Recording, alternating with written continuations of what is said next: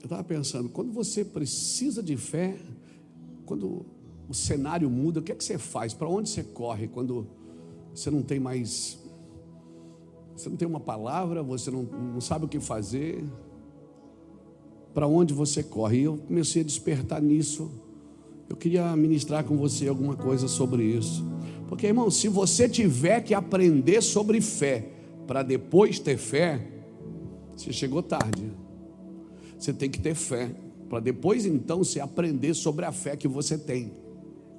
Não é aprender sobre fé que você adquire fé. Porque fé você não aprende aprendendo. Fé você aprende tendo que usá-la.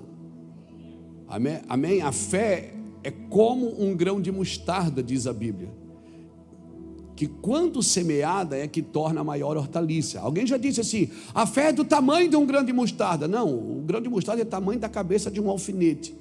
Não, até porque a fé não tem tamanho. A fé é como um grão de mostarda, que quando semeada é que dá a maior hortaliça. Porque ela pode estar ali, se ela não é semeada, ela não vai acontecer nada na sua vida com a fé, com a sua fé. Então a fé, meu irmão, a fé, ela precisa ser experimentada. Deus precisa ser experimentado. Tem gente que quer estudar Deus, mas nunca experimentou a Deus. Quando a Bíblia é clara e diz, provai e vede que o Senhor é bom. Amém? Você estuda tudo sobre Deus, mas quando precisa experimentar da sua bondade, do seu favor, da sua unção, você não sabe como lidar com isso. Então muitas vezes a gente tem aprendido sobre fé, mas quando precisa usar a fé, não tem essa graça de usar a fé. Porque fé, meu irmão, para mim, como é que você define fé, pastor Luiz? É você botar o pé para Deus botar o chão. Você tem que botar o pé primeiro. Você tem que crer. Você tem que entrar. E se der errado, eu vou continuar crendo. Então se estava errado, o erro estava comigo, nunca estava com Deus, porque Deus não erra. Amém? Amém? O sucesso para Deus não está ligado no que eu conquisto, mas no que eu não perco. Por quê? Porque a Bíblia diz lá, quem lembra lá do Hebreus capítulo 11, os versículos ali dos heróis da fé, a Bíblia diz que uns com a sua fé apagaram a força do fogo, mas outros com a sua fé morreram queimados. Uns com a sua fé venceram reinos e outros perderam a vida. Então quem é que venceu? Quem venceu o reino ou quem perdeu a vida por causa da fé? Quem venceu? Quem apagou? Muitos com a sua fé apagaram fogos, mas outros morreram queimados na fogueira. Quem tinha mais fé? Quem morreu queimado na fogueira ou quem apagou a força do fogo? Os dois, irmãos. Porque uns por causa da sua fé não morreram, outros por causa da sua fé perderam a sua vida. Quem teve mais fé? O resultado final da fé, querido, é você não deixar de acreditar, morrendo ou não morrendo, vivendo ou morrendo, tendo ou não tendo, indo ou ficando, fazendo ou não, acontecendo ou não. O resultado da fé. Então por isso que fé não tem a ver com conquista, tem a ver com o que você não perde. Porque o sucesso para Deus é você não perder a fé. O que é que Paulo fala em 2 Coríntios 4, 7 e 8? Ele diz, combati um bom combate, acabei a carreira e fiz o quê? Guardei a fé. Ele não disse, eu fiz a obra missionária, eu escrevi muitas cartas, eu curei muita gente, eu fiz muitos milagres. Não. O troféu de Paulo era, eu guardei a fé.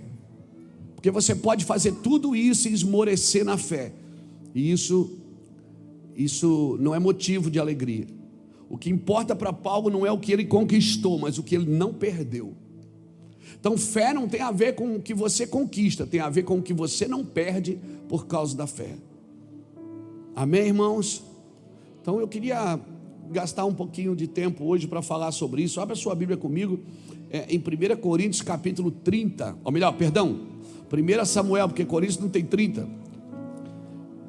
É que a gente fica pensando, né, falando de futebol aí, Só incomoda, né, irmão? Corinthians, Palmeiras, essas coisas. Vamos lá, abra comigo aí, 1 Samuel capítulo 30.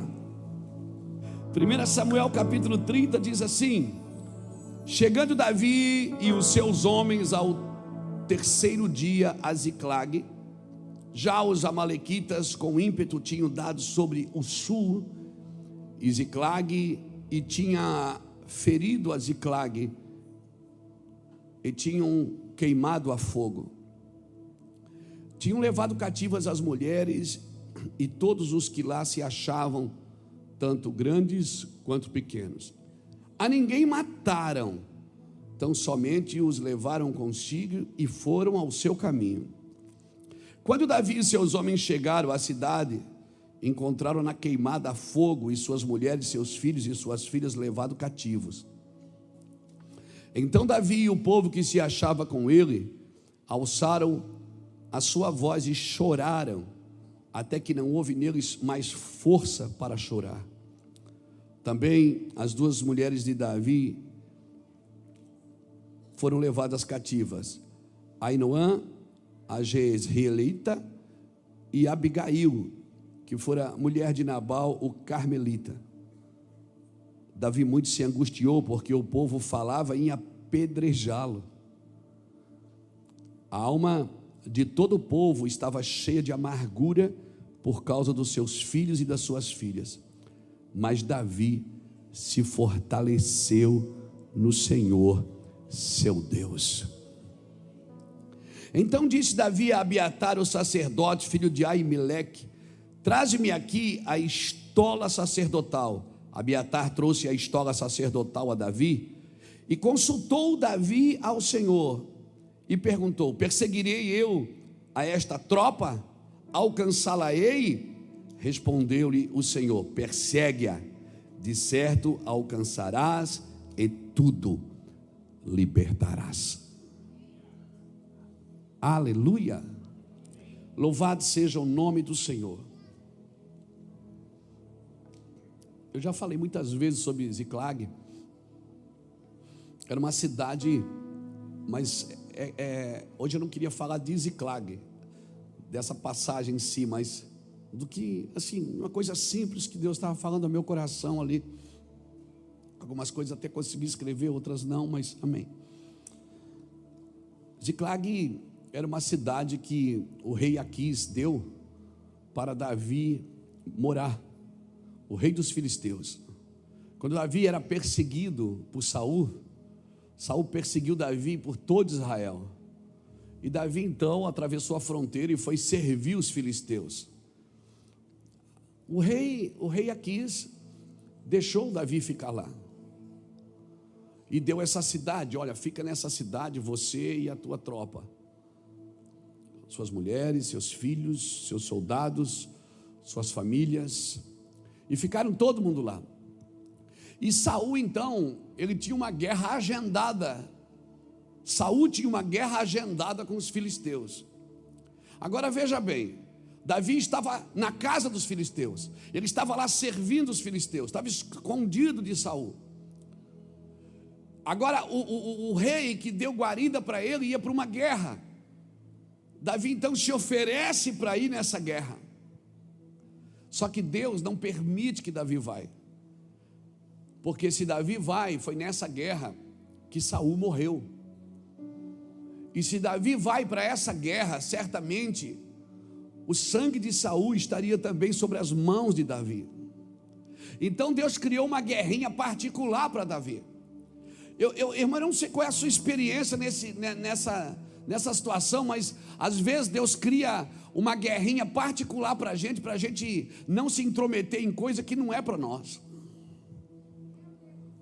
Às vezes Deus cria uma guerra pessoal, uma coisa para nós que a gente fica: meu Deus, estou numa angústia, eu estou numa tristeza. Alguns chegam a dizer: eu estou numa depressão. Por quê? Porque às vezes você quer entrar numa guerra que não é sua, em coisas que não é para fazer. Irmão, a igreja não tem que se intrometer em coisas que não é para ela. Ela vai lá, influencia e tira o pé. Ela vai lá, estende a mão e tira a mão. A igreja, ela é gloriosa. O fim da igreja é glorioso. A igreja não precisa criar lei para defender a igreja. Por quê? Porque o fim da igreja é glorioso, e a igreja tem um cabeça, e o cabeça é Cristo. Ok, a igreja defende toda a honra, ela defende a educação, ela defende a família, ela trabalha por isso, e vamos trabalhar sempre, mas a igreja nunca morreu por perseguição, irmão. A popularidade mata mais profetas do que a perseguição.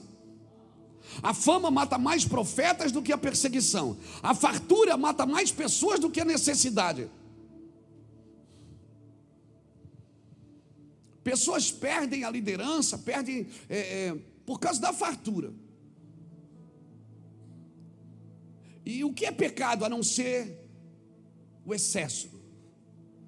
Pecado é excesso. Comer é pecado? Não, mas glutonaria é. Beber é pecado? Não, mas embriaguez é. Então, o que é pecado? Pecado é o que você faz com excesso. Até a igreja demais é pecado. É pecado? É religião. O cara lê a Bíblia sem Deus, ele fica doido. Aí começa a criar regra para botar na vida dos outros. Mas eu conheço a Bíblia. Você não tem que conhecer a Bíblia, você tem que conhecer de quem a Bíblia está falando. Você tem que conhecer o Deus da Bíblia. Daí sim vale a pena você entender o que está escrito. Porque se você interpretar o que está escrito sem Deus, você vai fazer uma aplicação pessoal. Então, por uma coisa para você era ruim, você vai achar que é ruim para todo mundo. Às vezes você tem uma mazela que o outro não tem, e você quer botar todo mundo numa vala comum, e ainda usa a Bíblia para isso, e ainda diz, Deus não gosta. Você nem sabe que Deus gosta.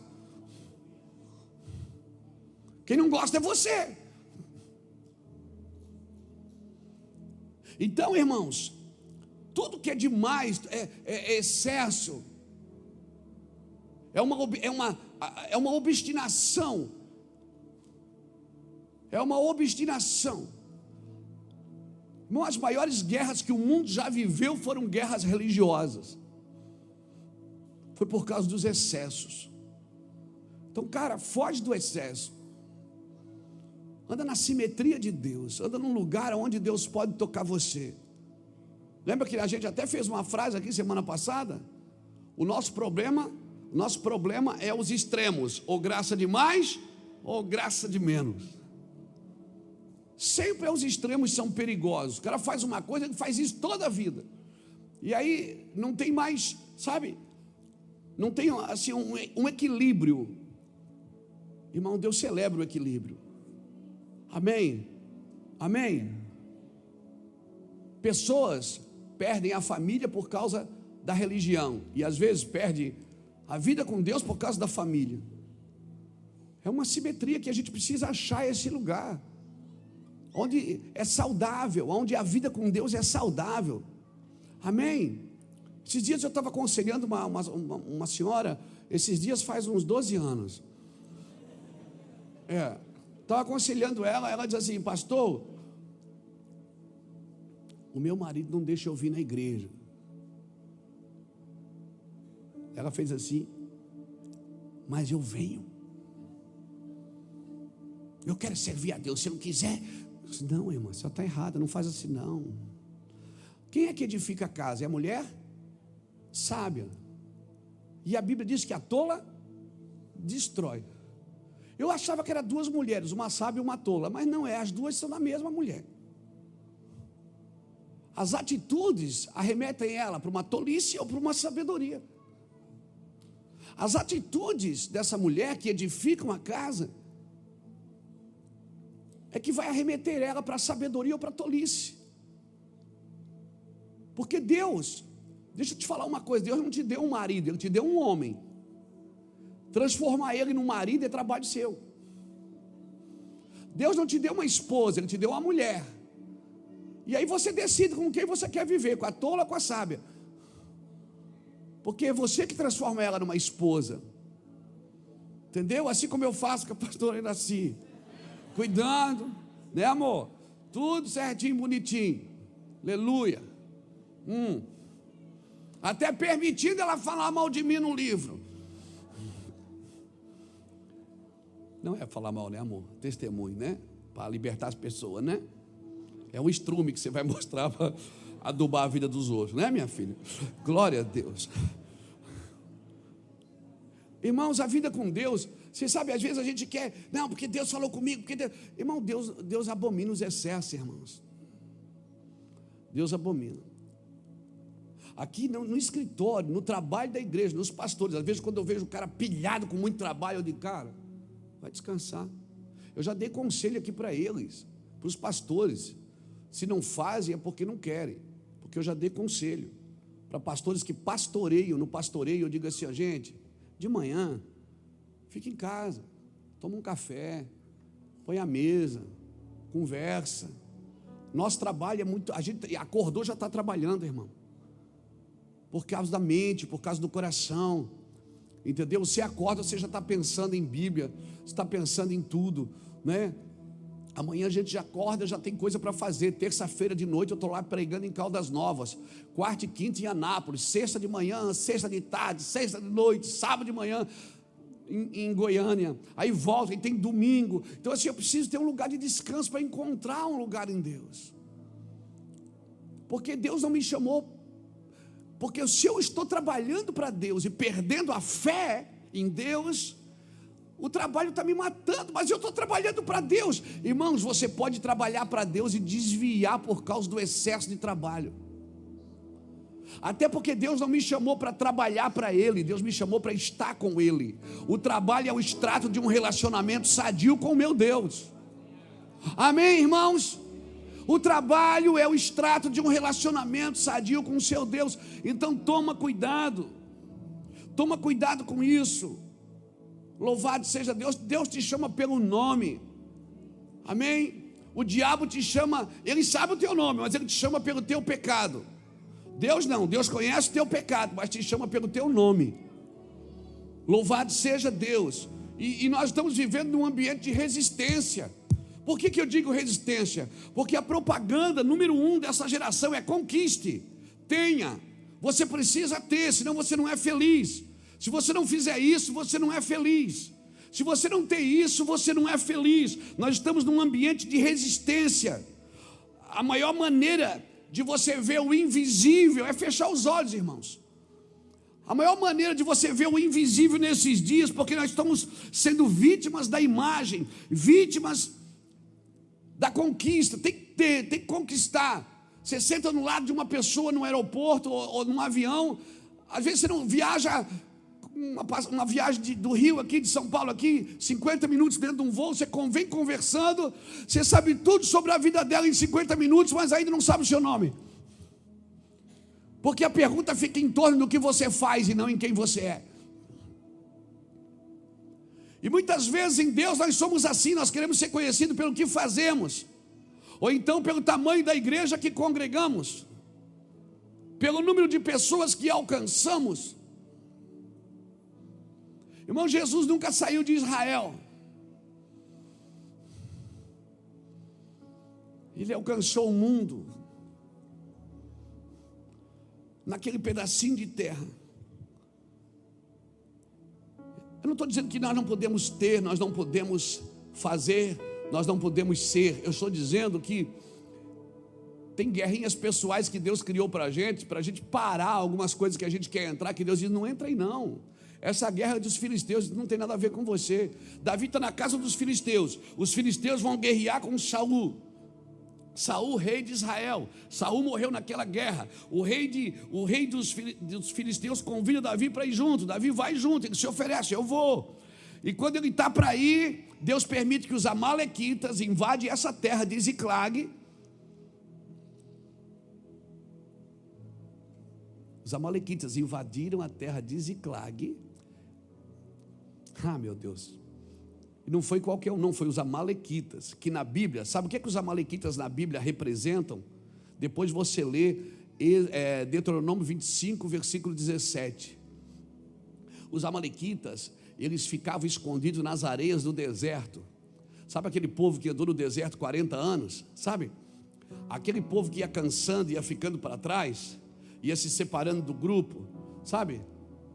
Você sabe quem vai ficando para trás, às vezes só murmura, né? Vai ficando para trás, já não tem mais esperança, vai indo, né? E vai. Quem não consegue caminhar na mesma marcha que Deus determinou, só que essa marcha não é serviço, é dependência, irmãos. os amalequitas ficavam escondidos nas terras para matar essas pessoas. Pegavam os fracos, bota aqui depois para mim, aqui, ó, Deuteronômio 25, versículo 17, deixa. Meu Deus, ganharam aumento, alguma coisa? Não? Lembre-se do que os amalequitas lhe fizeram no caminho quando vocês saíram do Egito, versículo 18.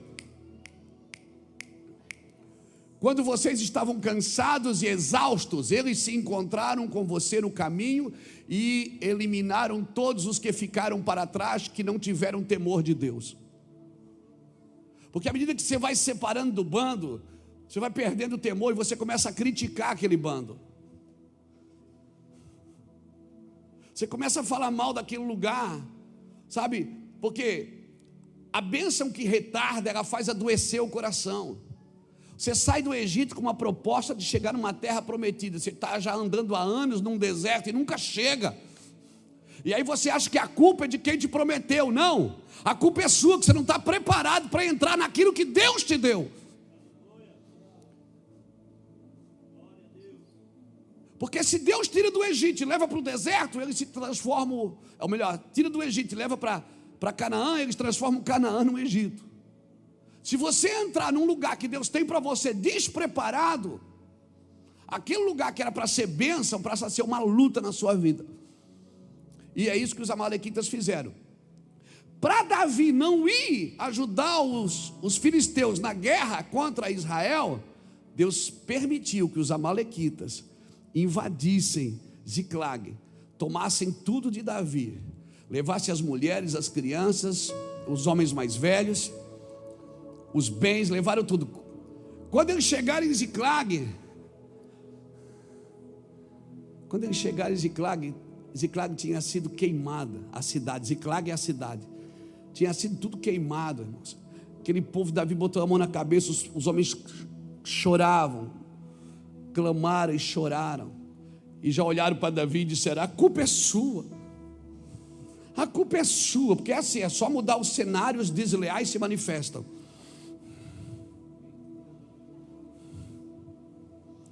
É só mudar o cenário, quem é desleal se manifesta. E Davi não falou nada, não se defendeu, chorou também. Mas Deus permitiu o quê? Que os amalequitas entrassem naquela guerra. Amalequita, irmão, sabe para que os amalequitas vivem? Para pegar o povo cansado. Mas eu estou fazendo a obra de Deus, mas está cansado. Mas eu estou trabalhando, mas está cansado. Mas eu estou enriquecendo, mas está cansado. Por que você acha que o Deus que não se cansa deixou dia na Bíblia para descansar? Porque ele precisa descansar? Não, ele deixou um princípio para você. Sabe o que ele está dizendo? Ele está dizendo o seguinte: trabalha 6 dias, mas descansa 1. Trabalha 6 dias, mas descansa 1. O Deus que não se cansa descansou para me ensinar. Sabe por quê? Porque eu preciso descansar? Porque homens cansados não têm fé. Homens cansados negociam os valores da sua vida. Eles querem se livrar do problema rápido. Eles não se desenvolvem na fé. A fé precisa estar descansada, irmão. Só que tem gente que Deus precisa cansar ela para poder tirar a fé de dentro dela. Tem gente que Deus precisa deixar cansar, porque ele quer fazer tudo na força do braço. E assim Davi estava tentando ajudar os filisteus contra Israel, o seu próprio povo, e Deus não permitiu. Deus não permite, irmãos. Tem guerra que não é para você. Você não tem que lutar contra o seu próprio povo, contra a sua própria casa, contra a sua própria família. E Davi chorou. E sabe que me impressiona aqui? É que Abiatar, quem era o Abiatar? Abiatar é o sacerdote. Então toda vez que Davi ia para uma guerra, ele chamava Abiatar. Abiatar vestia a estola sacerdotal e Abiatar consultava o Senhor. Quem consultava o Senhor é o sacerdote. Só que agora a casa de Davi foi mexida. A casa de Davi foi saqueada. A casa de Davi foi queimada. Os filhos de Davi foram levados cativos. As esposas de Davi foram levadas cativas.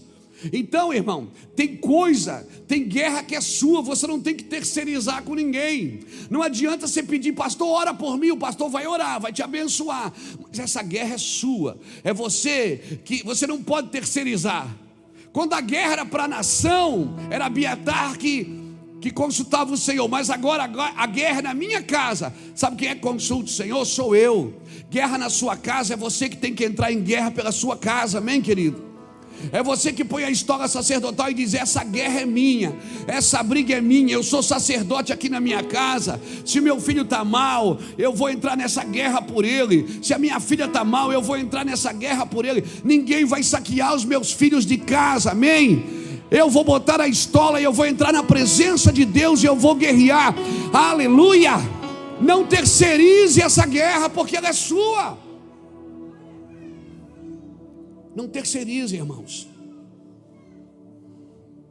Sabe o que eu penso às vezes? Que às vezes a gente quer tornar o evangelho complexo para que ele se torne atraente, quando o que me atraiu no evangelho foi a sua simplicidade. Não precisa ser complexo para ser atraente, irmão. Não precisa falar palavra difícil para as pessoas dizer: meu Deus, que poder. O que me atraiu no evangelho foi a sua simplicidade, foi a humildade com que ele foi aplicado a mim. O que me atraiu no evangelho foi quando no dia 1º de dezembro de 1995 eu fui levado na casa de uma irmã que mal sabia ler e escrever, uma senhora que já está na eternidade, que quando eu entrei, ela começou a gritar e a chorar e dizer: eu estava te esperando. Eu disse: eu nem conheço ela. E ela começou a dizer: eu estava te esperando, eu tenho o teu nome escrito nas minhas mãos, e eu vou te levantar. E eu morrendo de câncer, e vomitando pedaço de pulmão, e viciado na cocaína, e 9 dias sem dormir, e ela dizendo: eu vou te levantar, eu vou fazer coisas sobrenaturais na sua vida. E eu dizia: vamos embora daqui. Chamei meu irmão e disse: vamos embora daqui, essa mulher é doida. O que me atraiu no evangelho foi a sua simplicidade, a aplicação da sua simplicidade. Hoje não, hoje a gente quer tomar tudo erudito. Por isso que essa erudição ela evoluiu, mas a piedade do evangelho faliu. Nós precisamos entender que a simplicidade do evangelho é que nos conquista, irmão. Amém? A simplicidade é uma coisa tão prática, é tão fácil, é tão palpável, que a gente até acha que é mentira, de tão simples que é. Talvez se tivesse mais shows pirotécnicos, mais uau, a gente acreditava. Mas é tão simples que alguém vem aqui, pega o microfone e a gente começa a chorar, e às vezes não sabe nem por que está chorando. O que me atraiu no evangelho foi a sua simplicidade. Não torne o evangelho complexo para que ele seja atraente. Amém? Sabe o que Moisés falou sobre a bondade de Deus? Moisés disse, a Bíblia diz que Moisés viu a bondade de Deus passar pelas suas costas. Quando Moisés foi colocado na fenda, a bondade passou e Moisés viu ela passar pelas costas. Davi já disse ao contrário. Davi disse: a tua bondade me seguirá. Paulo já disse outra coisa sobre a bondade. Ele disse que se você conhecer o comprimento, a largura, a altura, a profundidade da bondade que te cerca.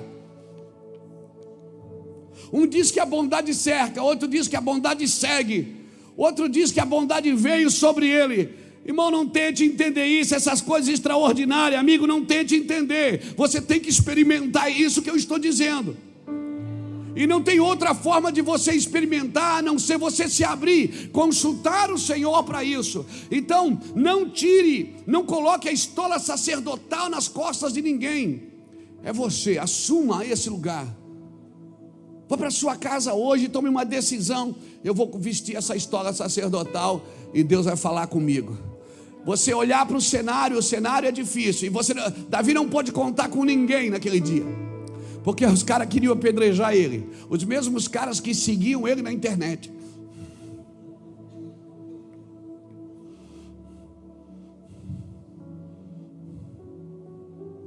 Os mesmos caras que viram a mão de Deus sobre a vida de Davi, que viram a glória de Deus sobre a vida de Davi. Agora, Davi tomou uma decisão de ajudar os filisteus e saiu para isso. Quando ele sai para isso, alguém vai e diz: ó, a tua casa foi saqueada. Ele volta, não vai para aquela guerra, porque aquela guerra não era do Senhor.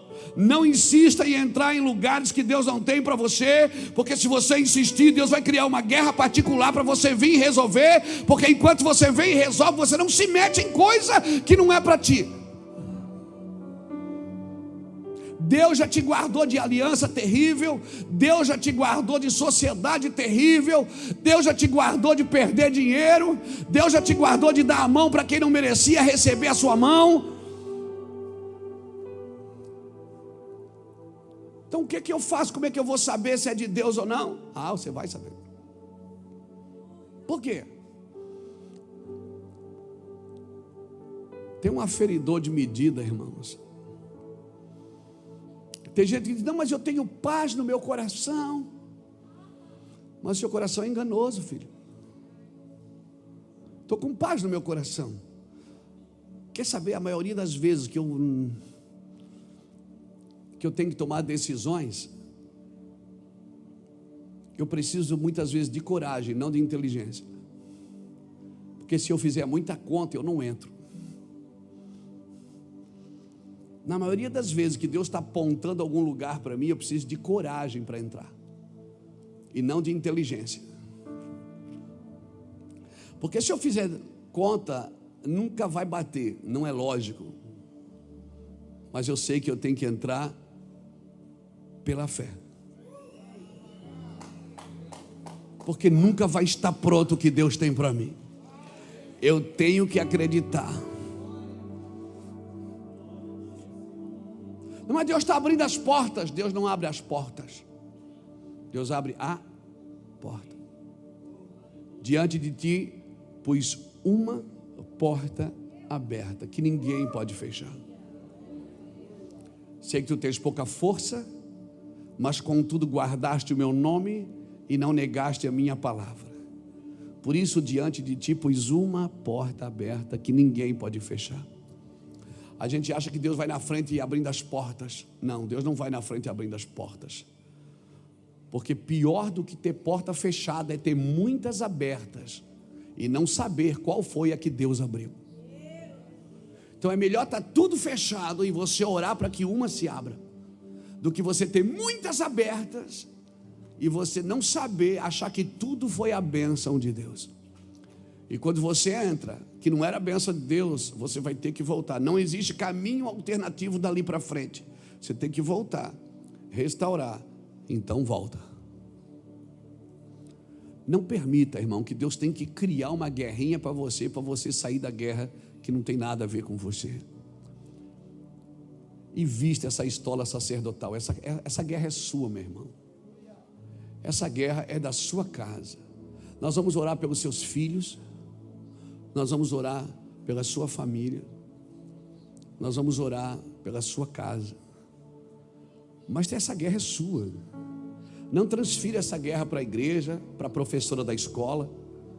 Porque meu filho aprendeu tudo errado. Não transfira essa guerra para a avó, para a babá. Não transfira essa guerra para a creche. Essa guerra é sua. Eu sou de um tempo, irmãos, quando eu era menino, eu vi muita gente dar testemunho porque os seus filhos estavam indo para a faculdade. Hoje, os pais mandam os filhos para a faculdade e vêm para a igreja fazer campanha para eles não desviar. Porque meninos de 15 anos estão se dizendo ateus. Porque Freud entrou na cabeça dele. Platão fala mais na cabeça dele do que as promessas de Deus. Sócrates é parceirão. E ele está confuso. E ele defende um ateísmo que ele nem sabe o que é. Um menino que não arruma nem a cama que dorme defende uma ideia ideológica. Irmãos, isso não é culpa da faculdade, não é culpa do pastor, não é culpa da creche, não é culpa da babá enquanto você trabalhava. É porque às vezes nós vamos terceirizando coisas que é para nós fazermos. Nós vamos terceirizando coisas que é para os pais fazerem, irmãos. Quem tem que fazer isso sou eu, irmão. Davi olhou o problema, irmão. Davi não pôde dizer, não pôde contar com ninguém. Os caras queriam apedrejar ele, mas ele tinha um Deus. Sabe o que ele fez? Manda, traz a estola para mim. Essa guerra aqui é minha. Foi a minha casa que eles saquearam. Foi a minha casa que eles entraram. Davi perguntou: Senhor, o que eu faço? Vou? O Senhor disse: é nós.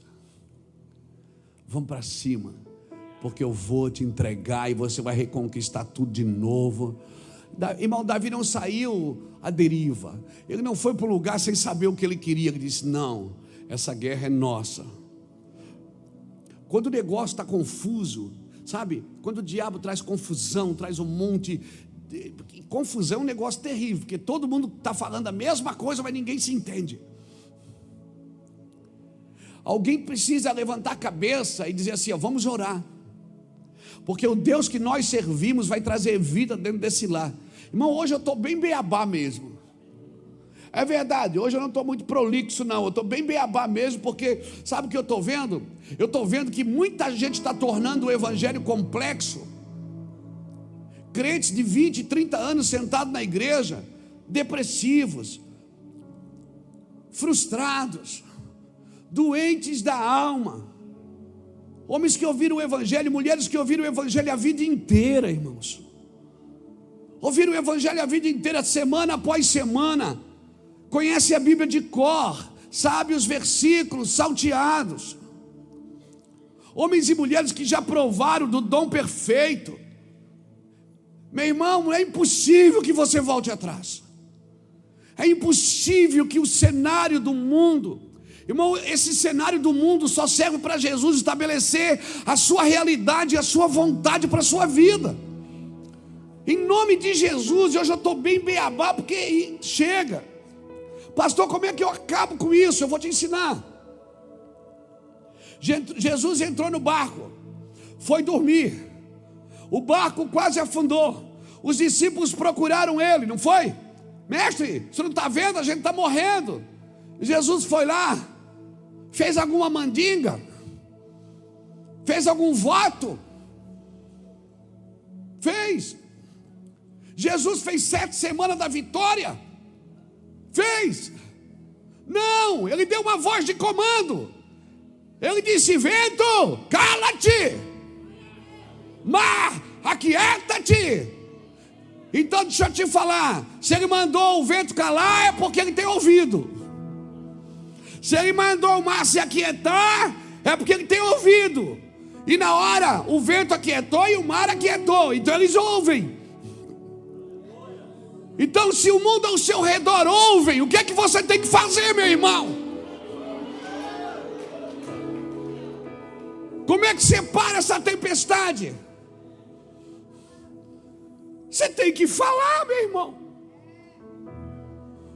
Porque a fé vem pelo ouvir. Quando eu ouço, eu sou transformado. Mas quando eu falo, tudo ao meu redor é transformado. Um cara que fica praguejando a vida inteira, murmurando a vida inteira, amaldiçoando a vida inteira, quando ele acorda de manhã, é nesse cenário que ele vive. Essa casa é o inferno, essa vida é o inferno, esse emprego é o inferno, meu patrão é endemoniado, esse carro é uma praga, ó desgraça. Esse meu filho é um malandro, essa minha filha é uma malandra. Oh meu Deus, ai está doendo, ai deve ser câncer. Ai meu Deus, só amaldiçoa, só abre a boca para amaldiçoar. É nesse cenário que você está vivendo. Hoje, cara, não adianta você pedir oração para ter fé. Fé você não aprende na sala de aula. Se você tiver que aprender sobre fé para ter fé, chegou tarde, você não sabe o que é fé. Você tem que começar a falar, e você vai começar a ver as coisas sendo transformadas ao seu redor. E aí você vai criando fé, você vai se entusiasmando. Aí você fala hoje, fica pior, não acontece nada. Aí você fala, fica pior no outro dia. Aí você fala no outro dia, fica pior. Aí o diabo diz: viu, você não tem fé. E quando não é o diabo, é alguns irmãos, crente, né? que diz: irmão, não adianta, é que o irmão não tem fé. E você não ouve ninguém. Os caras querem te apedrejar e você não está nem aí. Aí você diz: essa guerra é minha. Eu vou mudar o meu cenário. Eu vou mudar o meu cenário. Esse cenário vai mudar. Eu vou falar. Amém? Todo mundo dizia assim: eu morrerei. Davi dizia: eu viverei e contarei as maravilhas do Senhor. Eu vou viver e eu vou contar as maravilhas de Deus. Aleluia. Aleluia. Sabe de uma coisa? Um dia eu fui, isso foi em 2004, 2003, eu fui fazer um visto americano para começar a viajar para os Estados Unidos. Todo mundo me convidava: pastor, vamos lá, vamos junto, vamos lá, vamos lá. Eu disse: não vou. Eu vou quando Deus falar. Aí eu fui. Deus disse: vai lá que eu vou levar você para os Estados Unidos. Eu disse: tá bom. Orei, preparei tudo, peguei os documentos, separei tudo, fomos lá. Aí chegamos, entrei lá na embaixada. Bom dia, bom dia. O que você vai fazer nos Estados Unidos? Eu digo: eu vou pregar o evangelho. Ele deu uma risadinha. Mas nos Estados Unidos tem muitos pregadores do evangelho. Eu disse: mas não que nem eu. Ele disse: alright. Por quê? Eu disse: porque eu sei o que eu carrego. E eu tenho uma palavra para a sua nação. Aí ele olhou assim: eu gostei de você. Seja bem-vindo, tal, nos Estados Unidos. Eu digo: te mete comigo para te ver. Eu não tinha nada no meu nome, eu não tinha um carro no meu nome, eu não tinha nada, eu morava de aluguel, eu não tinha nada no meu nome, só os meus filhos. E aí era assim, que tinha o sobrenome, irmã. Não pediu nada, eu levei uma pasta de coisa, levei DVD na época, as fitas cassete, levei tudo para dizer que eu era um pregador. Ele não viu nada, ele só olhou para mim: o que você vai fazer? Eu disse: eu vou pregar o evangelho. Mas tem muitos pregadores na América. Eu digo: mas que nem eu não. Ele disse: alright. Eu digo: alright então. Tá tudo na ponta da língua, irmão. Eu treinei. Se ele perguntasse: de onde tu renha? Eu digo: eu renho do Promorá. Se ele pergunta: de onde tu renha? Eu digo: eu renho lá de Itajaí, eu renho. Irmãos, eu não falo inglês. Eu já estive em mais de 50 nações pregando o evangelho de Jesus. Eu já tive nações como a Romênia, como a Índia, que eu precisei de 2 tradutores. Um para me ouvir, falar inglês e falar na língua. Eu já estive em lugares que eu precisei de 4 tradutores. Eu falava uma frase e tinha 4 pessoas traduzindo. Então não dê desculpa, irmão, dê resultados. Para de amaldiçoar, porque sabe por que não dá? Por causa disso. Você tem sempre um argumento, irmão. Quem é bom de argumento é ruim de arrependimento e ruim de fé. Vai para cima. Se eu fosse ouvir todo mundo: você não sabe cantar. E você canta, você canta tudo errado, é desafinado. Mas quando eu canto, o diabo sai correndo. Você está me entendendo? Eu canto mesmo. E o que eu canto errado, o Reuel conserta. Aleluia. Você fica dando desculpa. Tinha um pastor que dizia assim: ó, sua mensagem não dá para entender muito o que você fala, ela não é muito boa para televisão. Eu faço programa de televisão em várias partes do Brasil de graça. Temos mais de 5 milhões de seguidores na internet. Se você for ouvir todo mundo que está ao seu redor, com uma pedra na mão, tentando dizer que a culpa é sua, tentando dizer que você fez escolhas erradas, que tem lugares que você não pode entrar por causa do seu passado. Ei, meu irmão, sai daí, rapaz, vai consultar o Senhor, mete uma estola sacerdotal na sua vida, seja um sacerdote de Deus.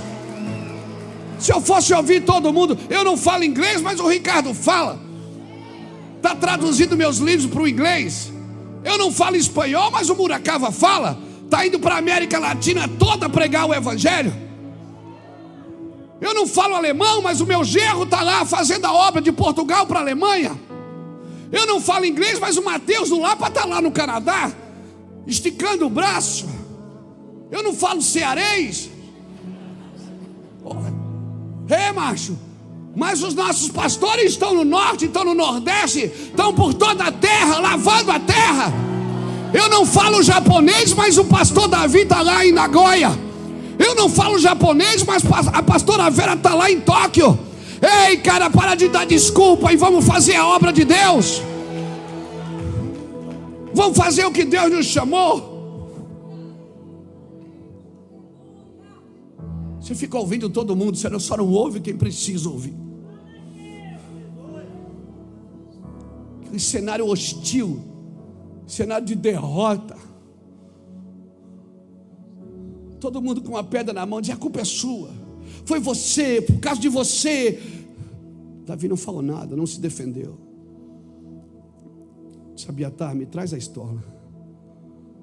E daí, Senhor, o que eu faço? Meu filho descansa. Eu sigo ele, segue. Vamos para frente. Eu vou conquistar. Você vai recuperar tudo de novo. Eu só estou treinando você para guerras maiores do que essa. Sabe, da vida cristã. Não deixa seu filho ver você olhando pela janela e desejando o que é dos outros. Deus construiu em você algo que ninguém pode tirar. Deus construiu em você algo. O fluxo desse mundo é diferente do fluxo de reino. Mas é uma perseguição, uma luta. Eu vou te falar uma coisa: a perseguição vem por causa da palavra.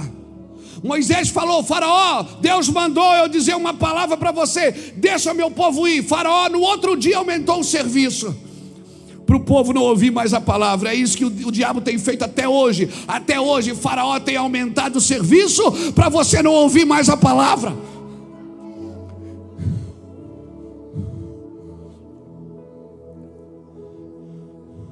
Alguém levante a mão, adore a Deus um pouco. Vamos, esse lugar está carregado da sua vida.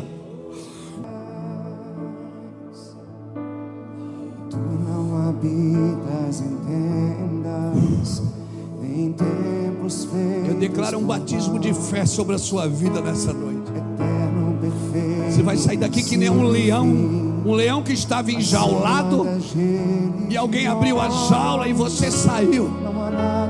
Mato adentro. Assim será na sua vida nos próximos dias. Você vai começar a rugir porque você achou a presa.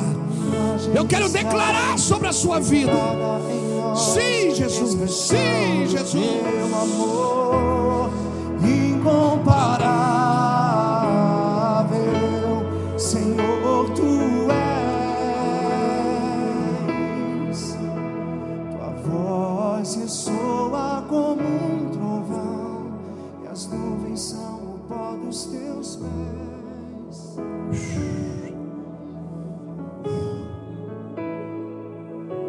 Aleluia, aleluia, aleluia.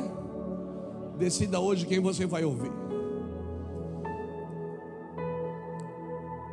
Não ouça outra coisa, a não ser a Deus. Porque todas as coisas cooperam para o bem daqueles que amam a Deus e andam segundo o seu propósito. Agora, pastor, como que eu vou continuar sendo bom e fazendo bem em meio a tanta luta, tanta perseguição? Abra sua Bíblia comigo em 1 Pedro. Primeira carta de Pedro, no capítulo 2.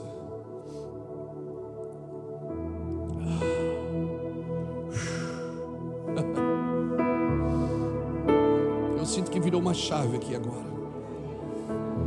Eu sinto que você vai começar a entrar em alguns ambientes que você não entrou ainda, na presença do Senhor.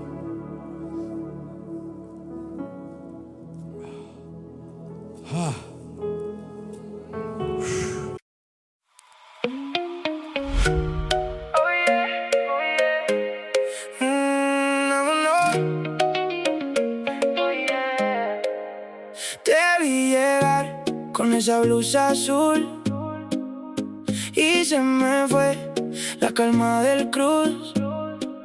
Tú tan de frente y yo tan sin voz. Me dijiste hola y cambió el sol. Yo no quería caer otra vez, pero en tus ojos me fui al revés. Y ahora tú me tienes así, dando vueltas dentro de ti. No me sueltes si vas a volver, quédate cerca. Déjame caer. Bajo la luna, tú y yo. Bajo la luna, me dijiste amor. I almost said it on the way back home, but the words got stuck in my throat. You looked at me like nothing was wrong, so I let it go. We laughed about some random thing, like we were slowly fading out. Funny how we both can feel it, but never talk it out. It's always easier pretending than watching something end. We keep the peace in silence, like it's a better friend. I almost said it, but I didn't. Now it's hanging in the air. We act like nothing's different, but it's everywhere. I almost said it.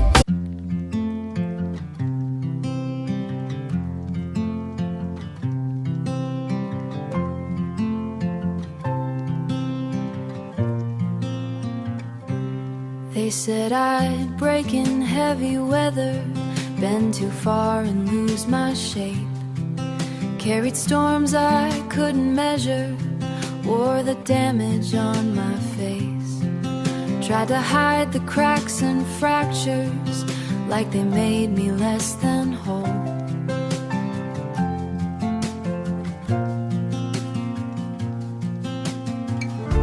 But every line just traced the map of everywhere I've grown.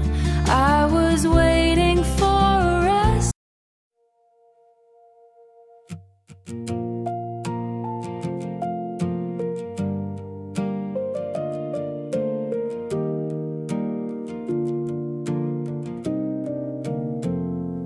We stopped finishing our sentences, left them hanging in the air.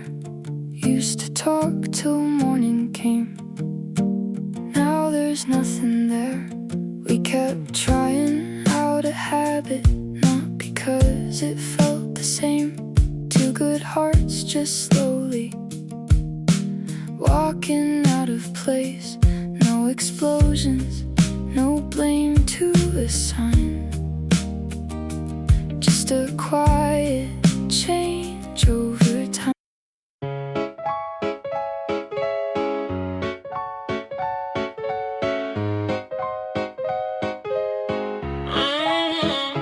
I wake up tired before the day starts. Coffee cold, same loop, restart. Everybody moving like they got a map. I'm just trying not to collapse. Notifications feel like pressure. Even silence got weight now. Smiling just to look better while I'm falling through the crowd.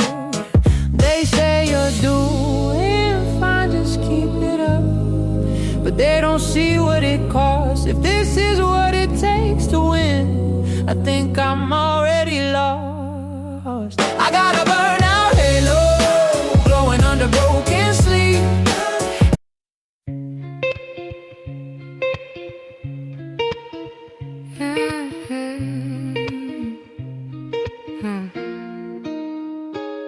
I walk these streets like they remember me. Neon signs blinking out my history. Same old cafe, same empty seat, but nothing here feels like it knows me. Phone in my hand, but I don't call back. Voices fade in the train track crack. Everybody's moving too fast. I'm stuck in a place I can't outlast it. Every corner feels like deja vu, like I've been lost here way too long. Even the silence hums your tune, but I can't tell what went wrong. This city knows my name too well, but never asked.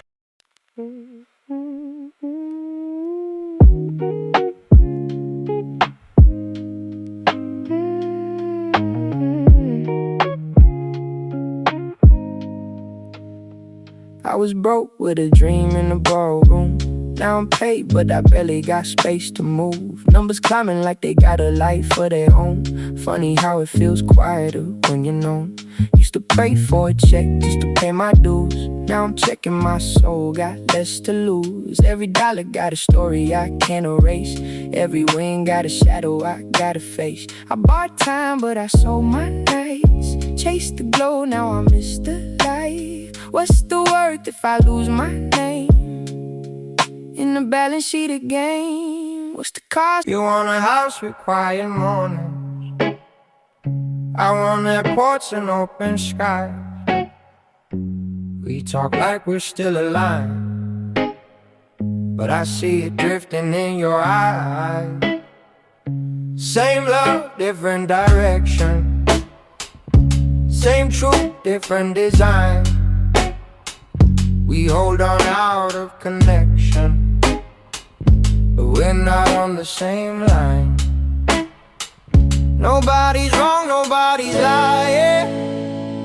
Just two hearts not syncing right. We'll have to cover the timing of saying goodbye tonight. We're going in different directions. Your sunrise is while I'm still awake. Different clocks, same ache. I trace your name on a fogged up screen, like it might close the space between. Late night calls with a fragile line. Your laugh arrives just out of time. We talk like we're in the same room still. Even silence feels too real. Every mile says not enough, but my heart don't count like that. Love flies farther than the miles, through the dark, across the time. Every second draws the line. Back to you, back to you. Even worlds we can align. I post a pic like I'm alright. Perfect light, perfect fake smile, but my room still feels too quiet when the screen goes black at night. People say I look so fine, like they know what's on my mind. Double tap, don't read between lines. It's just noise to pass the time. I laugh in stories, not in real life. Feels easier to pretend. If I disappear for a while, would anybody even notice then? I got an offline smile that nobody sees but me. Online I look so alive, but that's not who I really be. I'm scrolling. You still ask me how I slept last night. Still leave tea by the counter light, but something in your voice feels far, even when you're standing right by. We talk about the weather first, like we forgot how hearts converse. Every word is soft and careful, like we're scared to make it worse. No fight, no storm, no breaking glass, just silence growing thick so fast. Two people learning how to stay while slowly drifting away. We're quietly falling apart. No thunder, no visible scars, just love turning into habit. And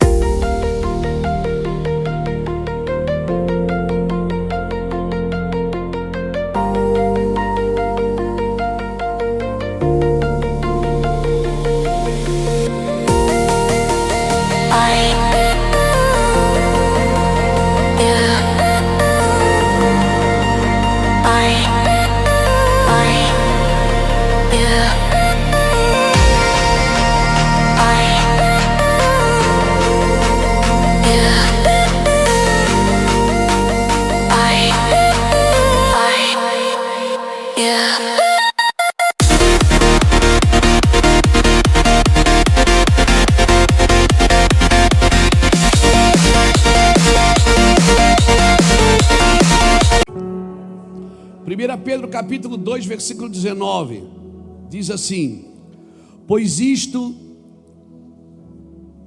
é agradável a Deus,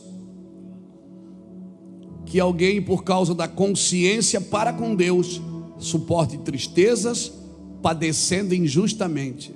Olha o que Deus está dizendo: eu me agrado quando você padece injustamente. Sabe o que Deus está dizendo? Eu me agrado quando você padece injustamente.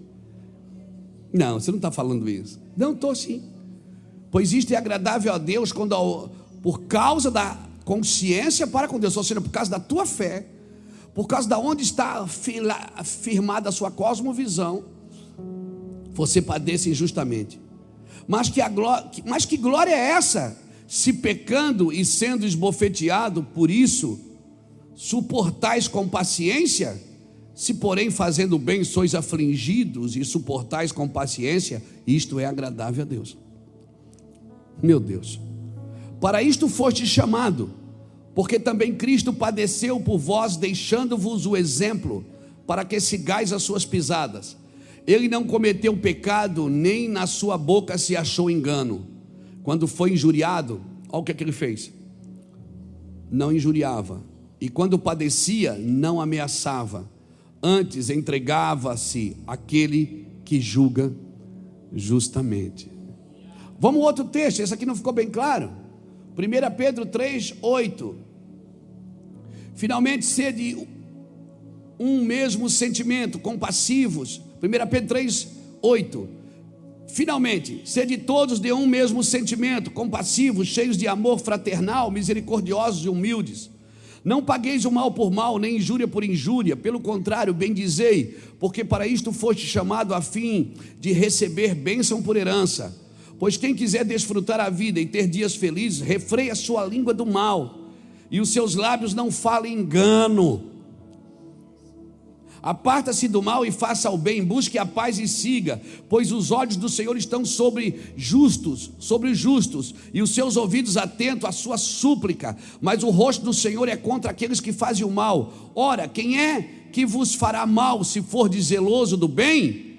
Mas se ainda assim que venhais padecer por causa da justiça, bem-aventurados sois, não temais as suas ameaças e nem vos turbais, antes santificai-vos a Cristo como Senhor em vosso coração, estáis sempre preparados para responder com mansidão e temor a todos aqueles que vos pedirem a razão da esperança que há em vós. Tende uma boa consciência, para que naquilo que falam mal de vós, como de malfeitores, fiquem confundidos. Os que blasfemaram do vosso bom procedimento de Cristo, melhor é que padeçais fazendo bem, se essa é a vontade de Deus, do que fazendo o mal. Amém? Mas não ficou claro ainda, pastor. Então pula para o capítulo seguinte, capítulo 4 de 1 Pedro, versículo 17, diz assim: pois já é tempo que comece o julgamento pela casa de Deus, e se primeiro começa por nós, qual será o fim daqueles que são desobedientes ao evangelho de Deus?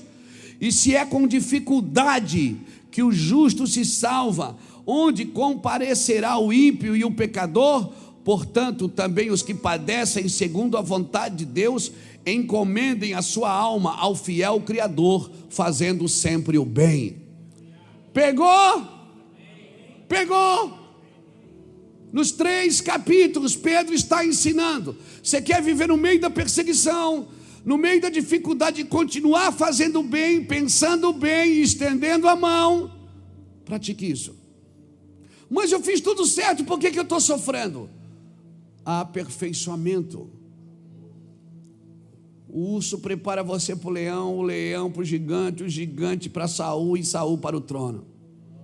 E quando chega ali, meu irmão, o cetro não se aparta mais da sua casa. Você está me entendendo? E aí, só que, onde é que está o problema? Onde é que está o problema? Onde é que está o problema? Sabe onde é que está o problema? O problema está, é que muitas pessoas do púlpito ensinam você a ter fé para se livrar do problema.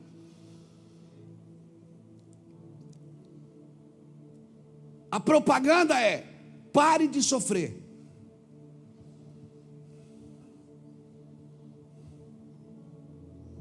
E aí, se eu venho com essa mentalidade, buscar a Deus, que quando eu chegar aqui, eu vou aceitar Jesus, pastor Luiz vai fazer um xarabacaia e vai botar a mão na minha cabeça e acabou as minhas dificuldades. Eu ainda digo assim, é porque essa igreja não tem fogo. Não, a fé que Deus ensina não é para conquistar, é para suportar. Porque a conquista é algo natural para quem vive suporte de Deus, para quem está suportando todas as coisas. Se pelo nome de Cristo sois vituperados, bem-aventurados sois, porque sobre vós repousa a graça de Deus. Amém. Então a fé que a Bíblia ensina não é uma fé para conquistar coisas, é uma fé para passar por situações. Quando passares pelo fogo não te queimarás, quando passares pelos rios não te afogarás, quando passares pelos mares as águas não te submergirão, porque eu sou contigo para te guardar por onde quer que tu andes. Deus não está dizendo assim, se você passar pelo rio, não, Ele está dizendo, você vai passar, filho, e quem não passou ainda aqui vai passar também. Deus está dizendo, você vai passar, mas quando você passar, lembra de mim, tira os olhos dali, porque eu vou estar com você nesse dia. É isso que Ele está dizendo. Você vai ter desilusão amorosa, você vai ter frustração, você vai ter decepção, vão te trair, vão falar mal de você, pessoas que você ajudou vão pisar na sua cabeça. Eu vou te falar, não aconteceu ainda? Pois espera. Por quê? Porque é provável que aconteça. Para quê? Para Deus te aperfeiçoar em amor, para você continuar amando quem te persegue, amando quem te ataca, amando aquela pessoa que você lembra dela toda vez que lembra daquilo que ela fez. E cada vez que você passa por uma situação, você lembra daquela pessoa. Você vai ter muitas desilusões, mas a desilusão não é do diabo, não, a ilusão é do diabo. O diabo é que cria uma ilusão na sua cabeça que está tudo bem, todo dia vai ser lindo, maravilhoso, Alice no País das Maravilhas. A desilusão quem cria é Deus. Desilusão porque ela é a única que pode te trazer de volta para uma realidade espiritual. Então Deus tem que te desiludir para te trazer de volta para a verdade. Deus tem que tirar e apagar toda a ilusão que você criou acerca dele, para trazer você de volta para uma realidade. Essa passagem de Ziclag me impressiona, irmão, porque Davi não teve nenhuma ajuda externa. Davi não pôde fazer nada. Tem um texto na Bíblia, é Salmo 78, verso 72, que diz que Davi governou Israel segundo a inteireza do seu coração e segundo a habilidade das suas mãos.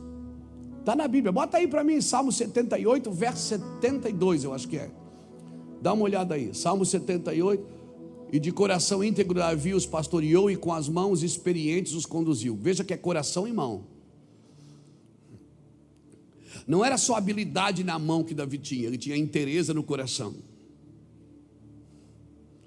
Então ele governou o povo. Lembra que eu falei, acho que vocês não estavam aqui ontem no café de pastores, só alguns.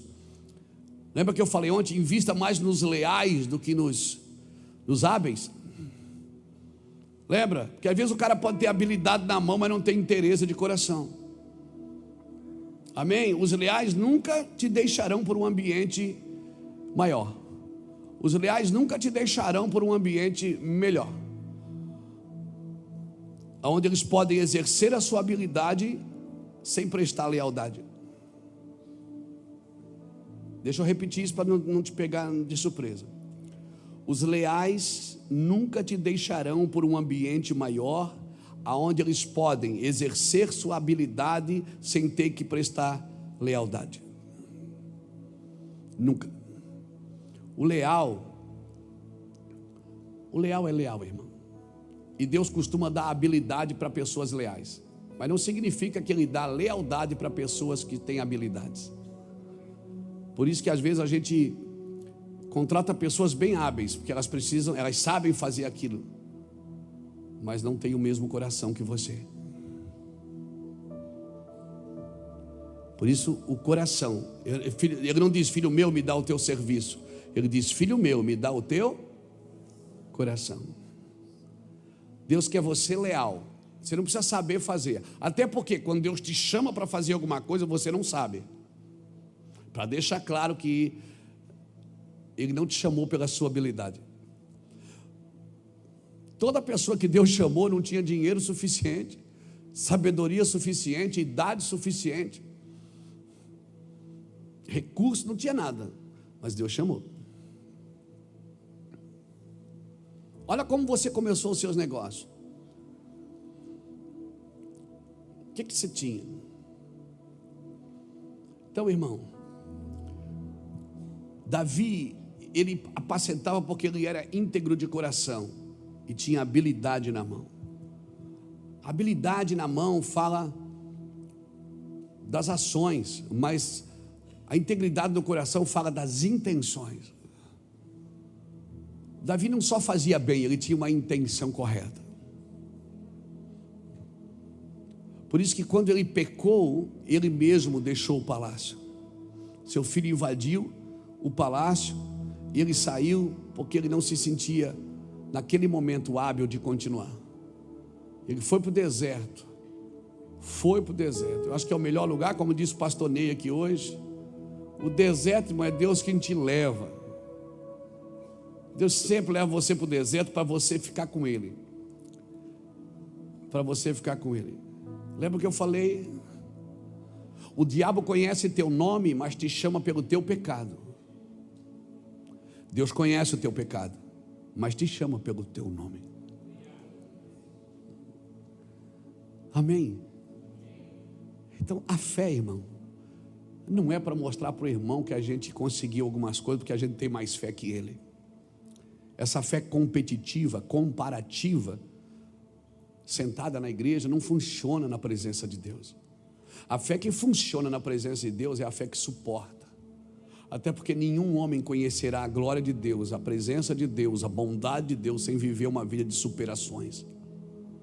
Você vai ter que vencer você mesmo. Você vai ter que vencer algumas coisas.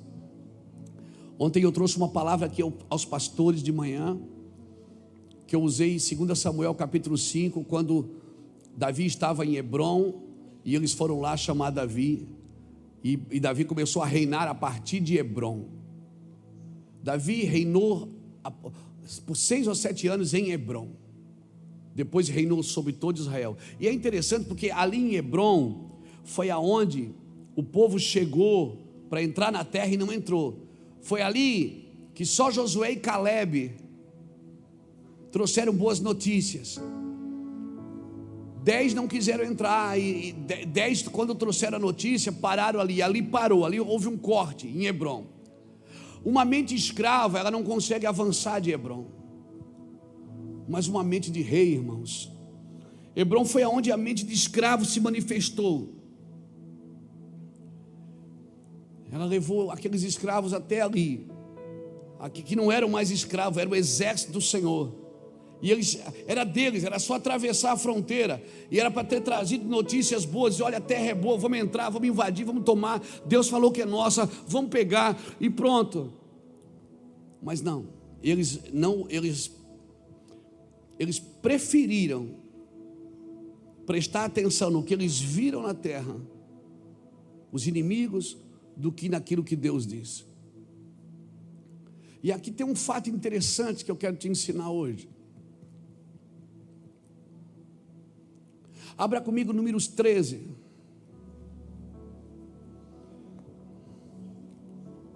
Nós já vamos terminar. Números 13, irmãos.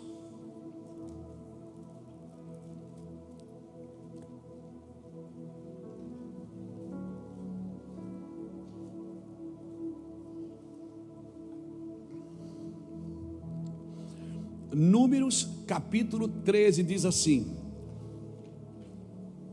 disse o Senhor a Moisés. Quem disse a Moisés? Quando você lê esse texto aqui, qual é a certeza que você tem? Que quem falou com Moisés Foi Deus. Disse o Senhor a Moisés. O que é que o Senhor disse a Moisés? Envia homens que espiem a terra de Canaã, que eu hei de dar aos filhos de Israel. E aí você vai ler ali por diante, de cada tribo de seus pais enviou, Só quero que você guarde esse texto. Disse o Senhor a Moisés: envia homens para que espiem a terra. Está escrito aqui ou não está? Só que o Pentateuco não termina em Números, você vai para frente, passa lá em Deuteronômio, depois de Números vem Deuteronômio. Quando Moisés começa a repetir a lei para aquelas pessoas que nasceram no deserto. E o que é que Moisés diz? No capítulo 1 e versículo 21. Moisés está repetindo a lei. E aí, aqui ele toca num assunto de Números 13, aquilo que você acabou de ler lá. Moisés diz assim, ó, Deuteronômio capítulo 1, versículo 21. Vê, o Senhor teu Deus te deu esta terra, sobe e toma posse, sobe e toma posse dela, como te falou o Senhor, Deus de teus pais, não temas e não te assuste. Versículo 22, então todos vós vos chegastes a mim e disseste, enviemos homens à nossa frente para que espiem a terra por nós e nos informem qual o caminho que devemos subir a ela e que cidade devemos ir. Isto me pareceu bem, de modo que tomei dentre vós 12 homens, um de cada tribo. Pegou? Você leu? Segura a onda aqui. Números 13, Moisés está dizendo, disse o Senhor a Moisés, sobe e espia a terra que eu hei de te dar. Só que a Bíblia não para aqui, ela continua. Quando chega em Deuteronômio, Moisés está consertando Números 13, porque Moisés diz assim, ó, disse o Senhor, entra na terra, pega ela, toma posse dela, mas vocês me rodearam e me disseram, vamos enviar 12 homens que espiem a terra e traga as notícias para nós de por onde devemos invadir. Então eu pergunto de novo, quem mandou o povo espiar a terra? Foi Deus mesmo? Ou foi os amigos de Moisés, a tribo de Moisés, o povo de Moisés, que disse espie a terra? Moisés está consertando Números 13 em Deuteronômio, meu irmão. Não foi Deus que mandou espiar a terra, Deus mandou, entra e pega, é tua. Mas ele disse, mas vocês, pode botar ali de novo, bota ali de novo, bota ali, deixa ali, não tira o texto. Deuteronômio, a sugestão pareceu-me boa, por isso escolhi 12 de vocês. Quem foi que mandou? Disse o Senhor a Moisés, levanta 12 homens, foi Deus que disse. Então se Moisés pode se equivocar, por que você acha que você não pode também?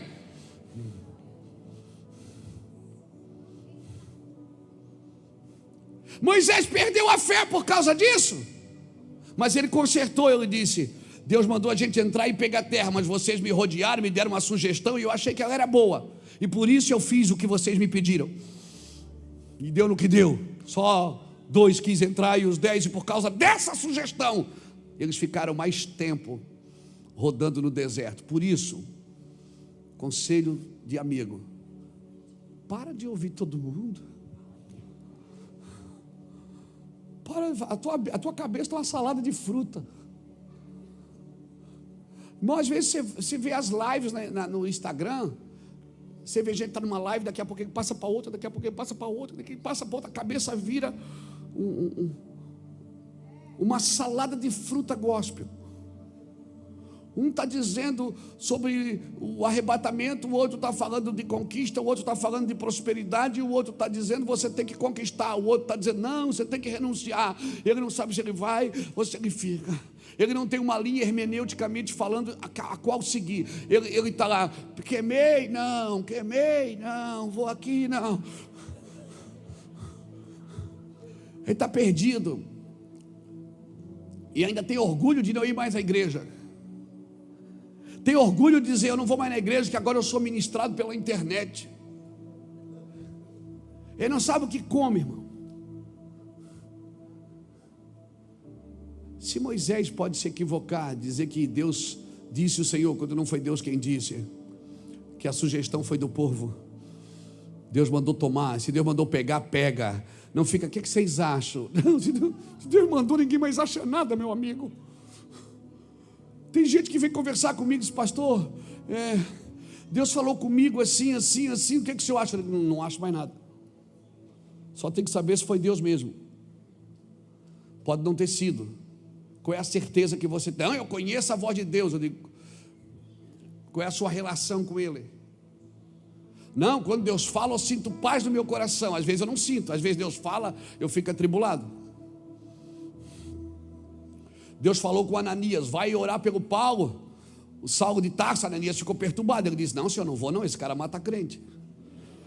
Eu não estou com paz no meu coração não. Mas Deus disse, vai, porque ele é um vaso escolhido para mim. Então nós criamos alguns chavões evangélicos para a gente se mover dentro deles, e a gente está saindo do propósito de Deus. Sabe o que eu comecei essa noite falando? Nós tornamos o evangelho tão complexo, que quando uma coisa simples acontece, a gente não acredita. A gente tem que deixar ela feia para acreditar. A gente tem que dar uma volta maior para acreditar. Se o cara parar na minha frente e disser assim, pastor, Deus me deu uma palavra, o que o senhor acha? Olha, é assim, assim, assim. Não, eu tenho que fazer todo um aparato para a pessoa poder acreditar.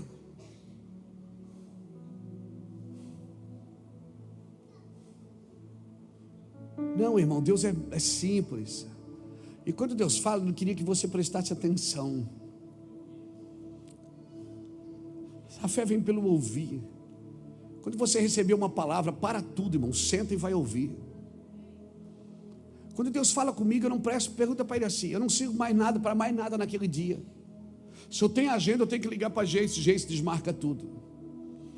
Por quê? Deus falou comigo, eu preciso ouvir mais. Não está claro ainda.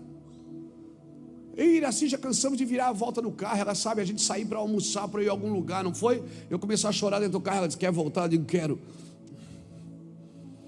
Deus está falando comigo, eu preciso voltar. Às vezes eu preciso voltar, eu preciso ficar sozinho. Por quê? Porque se Deus quer me usar como uma voz, eu preciso ter tempo para ouvi-lo. E às vezes ele não fala, ele começa a falar na segunda, termina no sábado. Às vezes começa em janeiro, termina em dezembro. Às vezes começa em 2001, termina em 2021. Ele não vai parar nunca. Porque e quanto mais você corre, mais Deus corre com você. Quanto mais você acredita, mais Deus vai falar, meu irmão. Mas eu preciso criar uma relação onde eu entenda o que o meu Pai está tentando me dizer.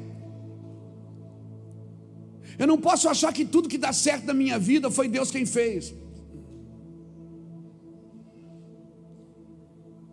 Porque não tem coisa pior que pode acontecer para um homem, ele ter sucesso numa coisa que Deus não aprova. Sabe como Deus pega os homens entregando ele aos seus próprios prazeres? É assim que Deus faz. Se nós queremos servir a Cristo, nós precisamos conhecer a voz de Deus. Vamos brincar, irmão, vamos rir, vamos chorar. Eu sou um cara divertido, alegre. Mas quando a voz de Deus bate, irmão, eu não consigo fazer mais nada. Eu tenho que ir correndo para minha casa. Eu tenho que ir correndo, me trancar em algum lugar e ficar sozinho. Porque eu sei que daquilo ali vai fluir, vai salvar pessoas, vai salvar dezenas, talvez milhares de pessoas. Vai trazer destino para pessoas, irmãos. Às vezes acontece em casa, de estar em casa, Deus me mostrar, olha, vai acontecer isso hoje no culto. Vai ter uma pessoa assim, assim, assim, assim. Eu fico, sabe, eu chego no culto, às vezes fico procurando essa pessoa. Eu tive que aprender isso.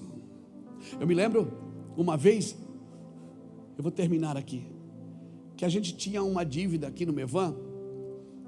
A gente tinha comprado alguma coisa, acho que era um sítio, casa de recuperação, e a gente estava pagando ainda, e não sei o que a gente ia comprar, e a gente tinha que pagar no outro dia 70 mil reais. Uns 70 mil reais era dinheiro que não acabava mais. E era interessante que não tinha muitos obreiros, não tinha essa parte ali ainda, não tinha a parte de trás, era aqui só, não tinha essa galeria. E o pastor Lapa ficava naquela porta de trás ali. Eu pregava e o pastor Lapa pagava as contas. E era interessante porque a oferta sempre era antes da palavra, né? E às vezes o pastor Lapa vinha ali, antes de eu começar a pregar, ele fazia assim para mim, ó. Quando ele fazia assim, eu pregava até mais alegre, irmão, porque eu sabia que o dinheiro tinha dado para fazer as contas segunda-feira. E aí eu estava em casa orando, disse, Deus, como é que a gente vai pagar isso, Deus? Meu Deus, eu acho que eu errei, não devia ter feito. Será que foi o Senhor mesmo que falou comigo? Ele falou assim, hoje eu vou levantar uma pessoa que vai lhe dar esse dinheiro. Irmão, eu cheguei no culto, eu fiquei procurando a pessoa. Eu, em vez de tirar os olhos da pessoa e colocar na Bíblia, eu fiquei, aí chegava um irmão diferente, aí eu disse, deve ser ele, olha o andar dele, isso deve ter dinheiro que nem água, Jesus, meu Deus, Jesus. E eu ficava ali e tal, olhando, chegava um diferente, eu dizia, meu Deus, deve ser ele, e nada, irmão. E aí o Lapa foi, fez a oferta, daí chegou ali na porta de trás, quando abriu eu fiz assim, ele fez assim, ó. Deu uma depressão com a Bíblia na mão. Você já entrou em depressão com a Bíblia na mão, meu? E eu comecei a pregar e tal. Eu digo, amém, Deus sabe, se tiver que devolver, a gente devolve, né? A gente não tem problema de errar, não. Não tem problema, não. No final do culto, veio o irmão Marcão, congrega com a gente até hoje. O Marcão é um guarda-roupa de 6 portas abertas, ele é enorme. Aí ele veio e disse assim, pastor Luiz, tem um tempinho para mim? Eu disse, Marcão, o que houve? Então, deixa eu te falar, eu ganhei uma herança. Eu digo, que benção, 700 mil reais. Eu digo, Ele disse, eu vim trazer o dízimo. E eu só não entreguei ali porque está em espécie. E eu disse, Marcão, tu não faz mais isso comigo.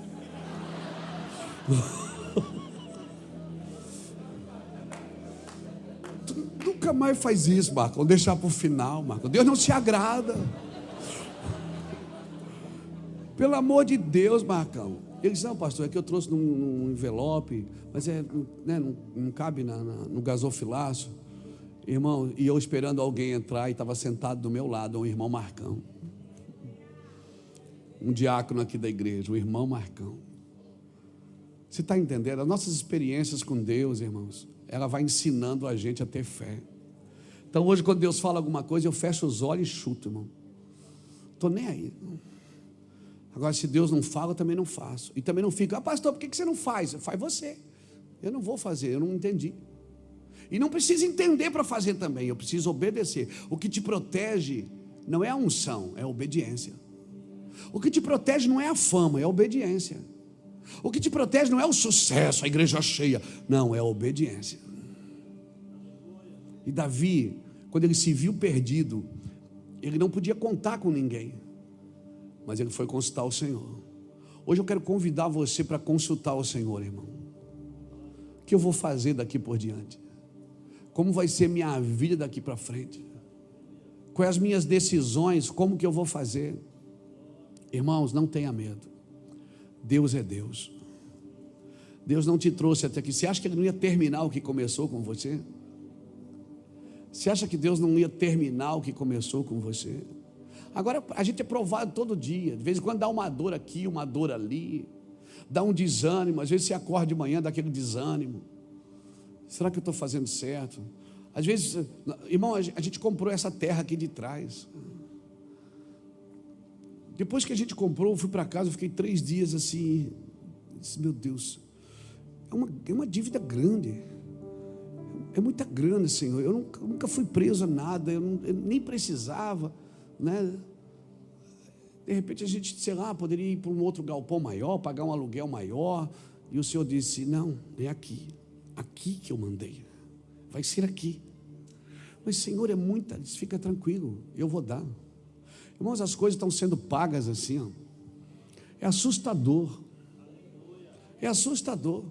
Pastor Ricardo Bueno está aqui, está aí, né, Ricardo? Ricardo, sua esposa, seus filhos estavam indo embora para casa sexta-feira, quinta-feira. Sexta-feira ele estava indo embora com um carro que ele ganhou de oferta, não foi, Ricardo? Ricardo é o tradutor aqui, tudo que é de inglês aqui, ele traduz, eles são evangelistas também. O Ricardo tem um trabalho lindo no interior do sertão, lá onde ninguém vai. Ganhou um carro de oferta aqui. Meu filho, o Anderson, veio de carro, nós nos juntamos aí para dar um carro para o Ricardo. Ele tem 3 filhos, né? Só a igreja dele a casa dele já é uma congregação, né? E aí ele estava indo para casa de carro, um caminhão passa pelo lado do carro dele, arrasta o carro dele, joga o carro dele para fora da estrada aqui na Reinaldo Schmitthaus e foge. Destrói o carro dele. E aí eu vi as fotos ali, a pastora Débora, pastor, você vai? Mas no outro dia o Ricardo está aqui. Não machucou as crianças, graças a Deus, tudo certo. Ricardo não murmurou, não. Em vez de ele falar, meu Deus, acabou com o meu carro, ele disse, pastor, Deus deu um grande livramento. Quando você reconhece, irmão, aí fez aniversário ontem, não foi? Aí no café de pastores chamamos ele aqui para fazer aniversário. Eu disse, Ricardo, Deus vai te dar outro carro, fica tranquilo. O irmão que está aqui, meu irmão, o pastor Ulisses, levantou e disse, seu Ulisses, fala que eu vou dar meu carro para ele. Pronto, ganhou um carro 4 vezes melhor e maior do que aquele. É assim que Deus faz, irmão. Você fica contabilizando derrota e Deus quer contabilizar vitória na sua vida. Contabilizar cada coisa que você faz. Será que tem alguém aqui hoje que gostaria de entregar sua vida para Cristo? Gostaria de ouvir a Deus? A partir de hoje você ter uma vida de intimidade com o Espírito Santo. Você entrar num quarto, sentar lá, dobrar o joelho, deitar na cama, falar com Deus, dizer, Deus, eu sou assim, eu sou assado. Ele já sabe tudo, mas é bom você falar, dizer, Deus, eu estou mal, eu sou assim, eu tenho esse problema.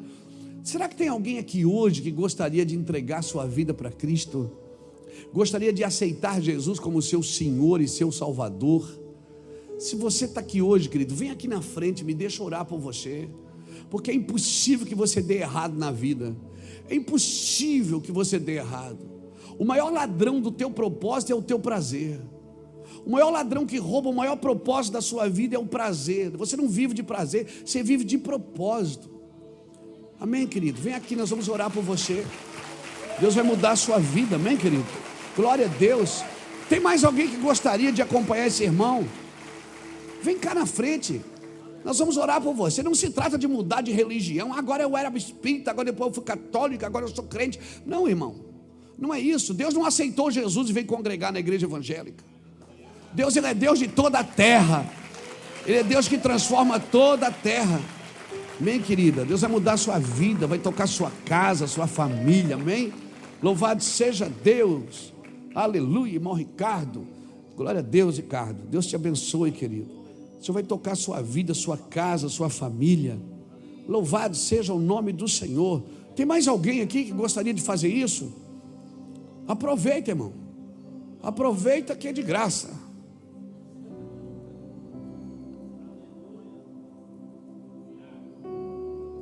Cutuca alguém que está do seu lado e diz, e aí? Tudo certo aí? Está tudo bem? Não é com você não que ele está falando, não? Deus quer mudar a sua vida, meu irmão. Eu tenho certeza que Deus quer mudar a sua vida. Vem cá, querida. Deixa eu abençoar a sua vida. Amém? Deus vai transformar a sua vida, a sua casa, seu ministério, sua família. Tem esperança, irmão. Tem alegria com Jesus. Jesus é bom demais, gente. Meu Deus. Vem servir Jesus aqui. Vem cá, meu garotinho. Vem cá. Glória a Deus. O Senhor te abençoe, querido. Abençoe tua vida, tua casa. Amém? Isso vai transformar a tua vida, garoto. Isso aí. Garoto novo, cheio de vida. Tem que servir a Cristo. Dar sua juventude para Cristo. Isso. O Senhor vai te pegar, meu irmão. Vai cuidar de você. Vai cuidar do seu coração. Eu tenho certeza. Oh, meu Deus. Alguém aplaude o Senhor aí, gente?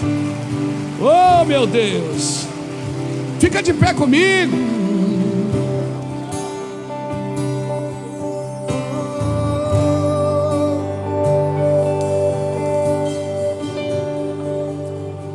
glória a Jesus. Meu Jesus, Oh, estenda sua mão para cá, vamos abençoar essas pessoas. perto de ti, me leva onde eu possa ouvir a tua voz, pois quando eu escutar, Sim, Deus. de todo o coração obedecerei. Cura o meu coração, cura meu coração e faz de mim tua vontade, pois só a tua vontade eu posso me completar. A tua bondade, Senhor. Eu posso me completar.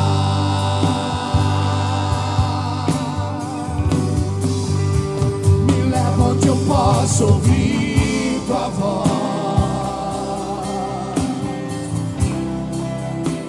Me leva onde eu posso ouvir tua voz.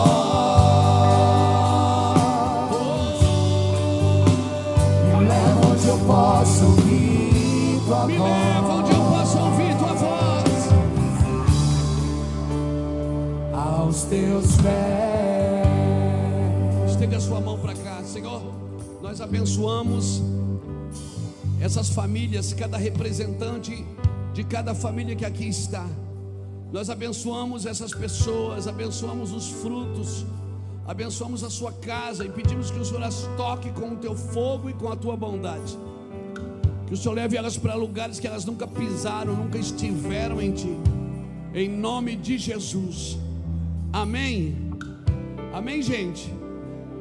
O pessoal quer dar um presente para vocês. A gente tem um livro aqui que a gente dá para você levar para casa, para você ler, que vai te abençoar muito. Leve eles ali para dar um presente para eles.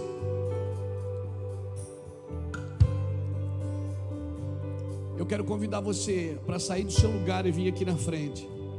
Nós vamos terminar aqui.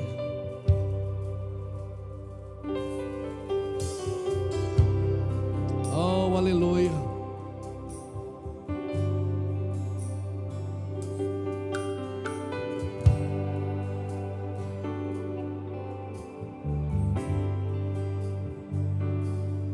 Meu Jesus, me leva pra perto de ti, me leva onde eu posso ouvir a tua voz, pois quando eu escutar, de todo o coração obedecerei. Sim, Deus, sim.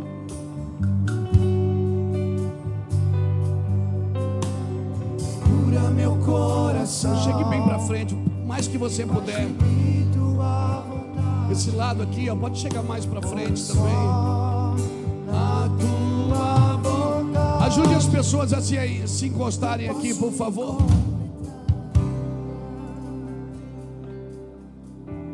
Sim. Eu posso te completar. Eu posso me completar em ti, Senhor. Me leva onde eu posso ouvir tua voz.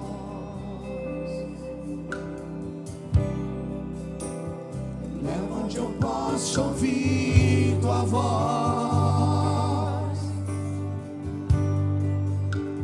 Me leva onde eu posso ouvir tua voz. Aonde? Aos teus pés te clamamos, leva onde eu posso ouvir tua voz. Uou! Me leva onde eu posso ouvir tua voz. Me leva onde eu posso ouvir tua voz.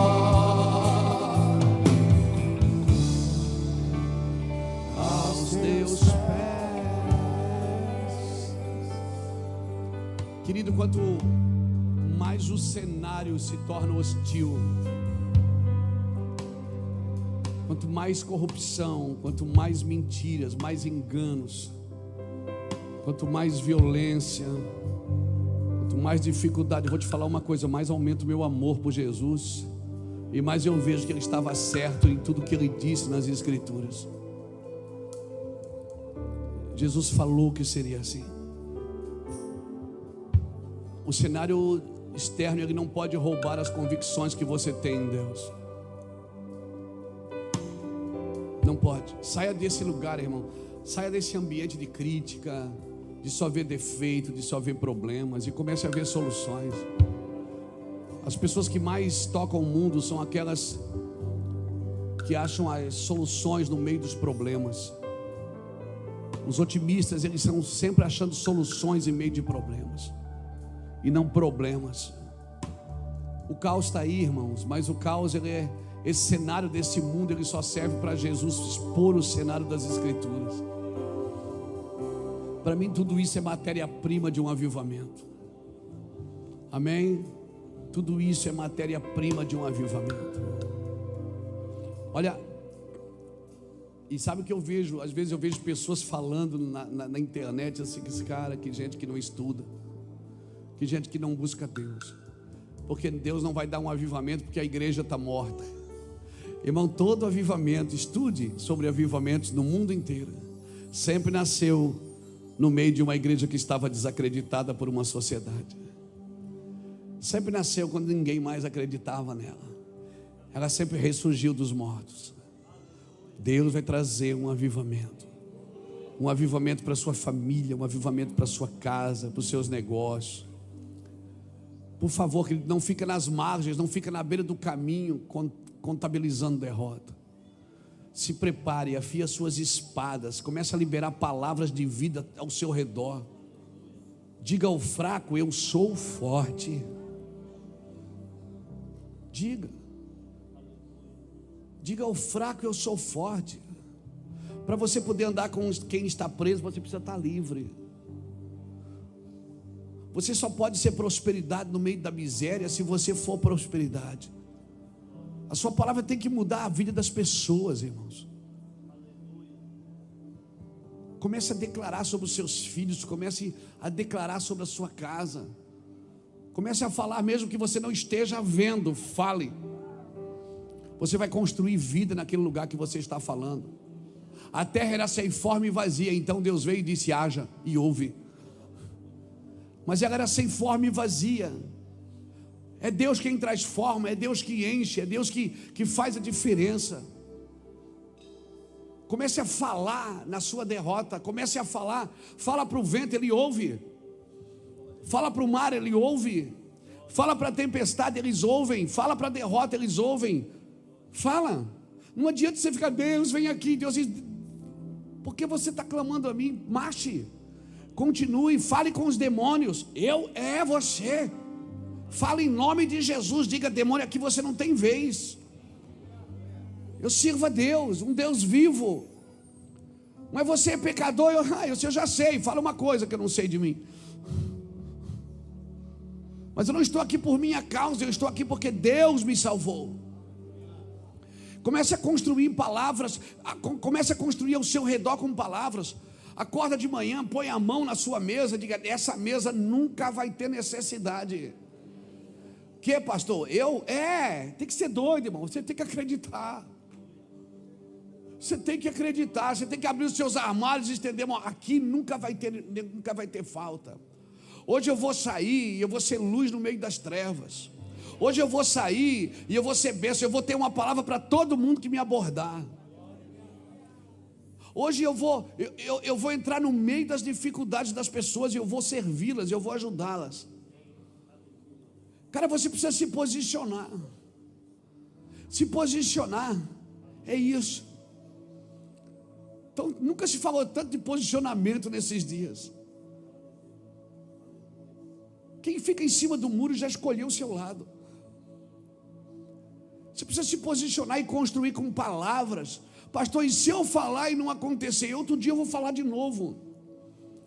E no outro dia eu vou falar de novo. E se eu falar e não acontecer, e além disso tudo, morrer tudo ao meu redor? Ah, meu irmão, se morrer tudo ao meu redor, eu vou virar terra de novo e vou plantar de novo. Eu preciso crer, cara. Ninguém pode crer mais do que eu naquilo que eu faço. Não espere que a pessoa acredite em você. Irmão, se eu fosse dizer para todo mundo, meu irmão, deixa eu te falar, cansei de ir na rodoviária de Itajaí pegar o ônibus com uma caixinha de fita cassete, que contava o meu testemunho, para ir pregar aqui em Gaspar, pregar em Taió, pregar em Salete, pregar em Rio do Sul, pregar em Blumenau, pregar em Tubarão, com a caixinha de fita. E eu fazia a conta, eu tinha que vender 10 fitas ou 12 fitas para pagar a passagem do ônibus.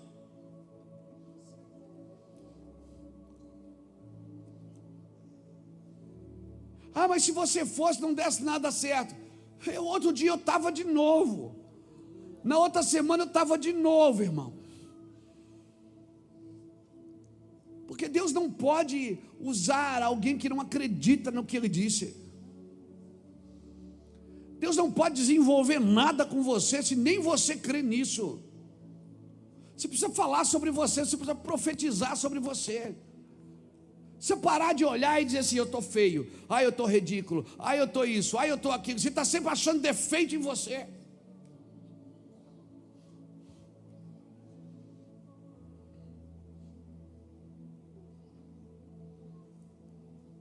A sua tristeza, a sua angústia, a sua depressão, a sua frustração, você está ouvindo a alma e não o espírito.